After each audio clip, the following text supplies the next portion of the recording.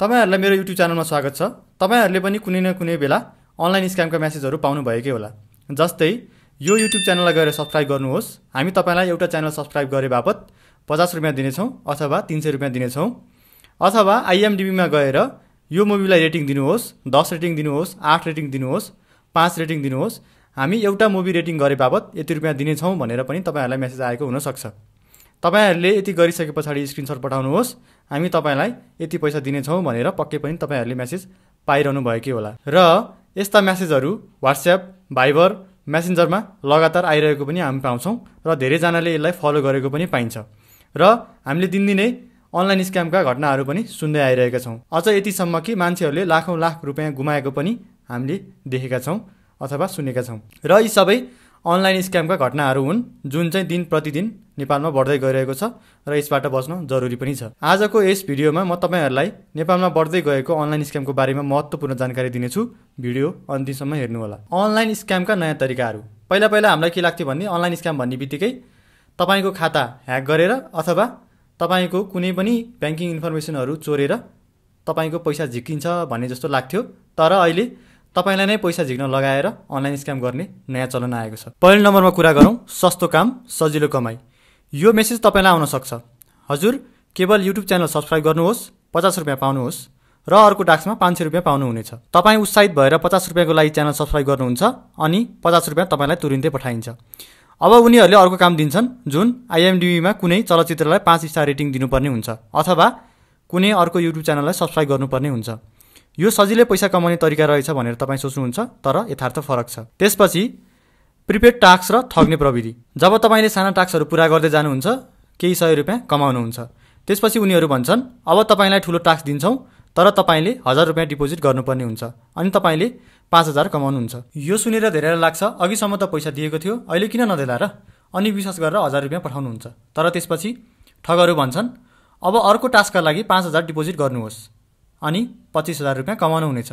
कतिपयले विश्वास गरेर अझै ठूलो रकम पठाउनुहुन्छ। अन्ततः कतिपय ठगहरु सम्पर्कमै आउँदैनन्। तपाईबाट ठूलो रकम लिइसकेपछि उनीहरु सम्पर्क बाहिर जान्छन् अथवा आफ्नो नाम सबै कुराहरु परिवर्तन गर्छन् र कतिपयले त के पनि भन्छन् भन्दाखेरि हामीले ब्याङ्कमा पैसा पठाइसकेका छौं तपाईकोमा किन आएन भनेर तपाईलाई फेक मेसेज पनि जेनेरेट गरेर पठाइरहेका हुन्छन्। यसरी अनलाइनको ठगी चलिरहन्छ। र अर्को नम्बरमा लगेको छ बैंक KYC अपडेट वा लकी ड्र। तपाईलाई मेसेज आउन सक्छ तपाईको बैंक खातामा समस्या छ, कृपया यस लिंकमा क्लिक गरेर KYC अपडेट गर्नुहोस्।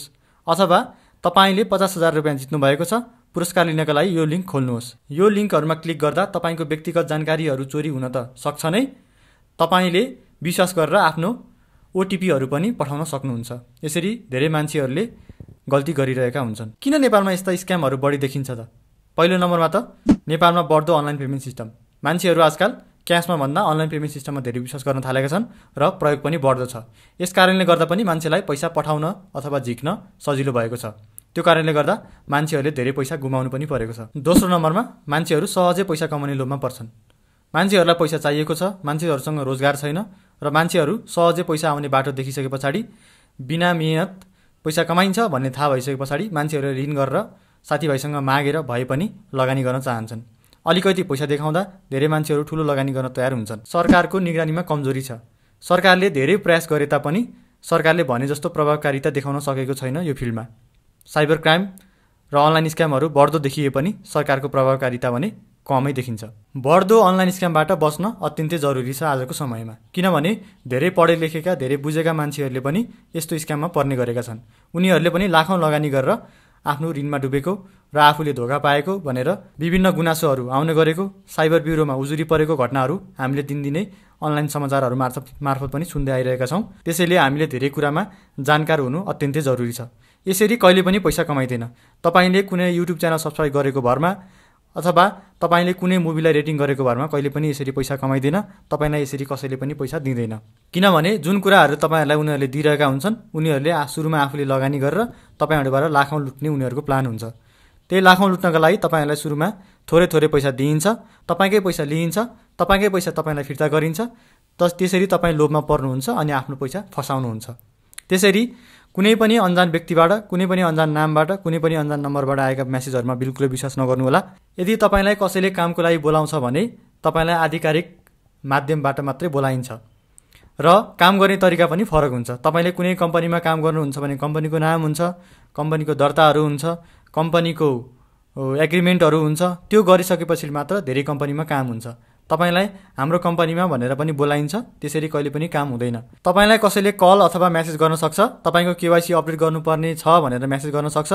त्यो मेसेज पनि राम्रोसँग चेक गर्नु होला। कहिलेकाहीँ ब्याङ्कबाटै गरिरहेको हुनसक्छ भने कहिलेकाहीँ तपाईलाई कल गरेर भनेको पनि हुनसक्छ। र तपाईले एउटा काम चाहिँ के गर्दै नगर्नुस् भन्दाखेरि चाहिँ तपाईलाई ओटिपी कसैले माग्यो भने कुनै पनि कुराको तपाईले कसैलाई पनि दिन हुँदैन। किनभने तपाईलाई ब्याङ्कले नै मागे पनि तपाईको ओटिपी भनेको तपाईको प्रयोगको लागि मात्र हो र वान टाइम मात्रै हो। र तपाईले ब्याङ्कले तपाईलाई ओटिपी माग्यो भने पनि तपाईले नदिनु होला। तपाईले यसबारे जानकारी राख्नु धेरै महत्त्वपूर्ण हुन्छ। अनलाइनमा विभिन्न खबरहरू पनि दिनदिनै आइरहेका हुन्छन् यस्ता अनलाइन स्क्यामहरूका बारेमा। राम्रोसँग पढ्नु होला, राम्रोसँग बुझ्नु होला। युट्युबमा पनि धेरै भिडियोहरू आइरहेको हुन्छन्, कसरी मान्छेहरूले अनलाइन स्क्याम गरिरहेका छन् भनेर पनि त्यसमा धेरै देखाइएको हुन्छ। मेरो च्यानल पनि सब्सक्राइब गर्न नभुल्नु होला, किनभने यसभन्दा पछाडिको भिडियोमा चाहिँ म कसरी मान्छेहरूले स्क्याम गर्छन् भनेर पनि मसँग धेरै इक्जाम्पलहरू छन्। म त्यो तपाईहरुलाई गरेरै देखाउने छु। र यसको लागि तपाईहरुले च्यानल सब्सक्राइब गर्नु होला, बेल आइकन पनि दबाउनु होला र तपाईहरुलाई म यस्ता जानकारीहरू दिँदै जाने छु। तसर्थ अनलाइन ठगीको सिलसिला एकदमै बढ्दो छ। तपाईहरु यसबाट बस्नु होला। तपाईलाई भाइबर, व्हाट्सएपमा मेसेज आउन सक्छ। त्यसपछि तपाईलाई टेलिग्राममा लगेर ग्रुपमा हालिन सक्छ। त्यसपछि तपाईले लगानी गर्न थाल्नुहुन्छ। त्यस्तो चाहिँ कदापि नगर्नु होला। त्यसैले आफ्नो पैसा बचाउनुस्, राम्रो काम गर्नुस्, यस्ता ठगीहरूबाट बच्नु होला।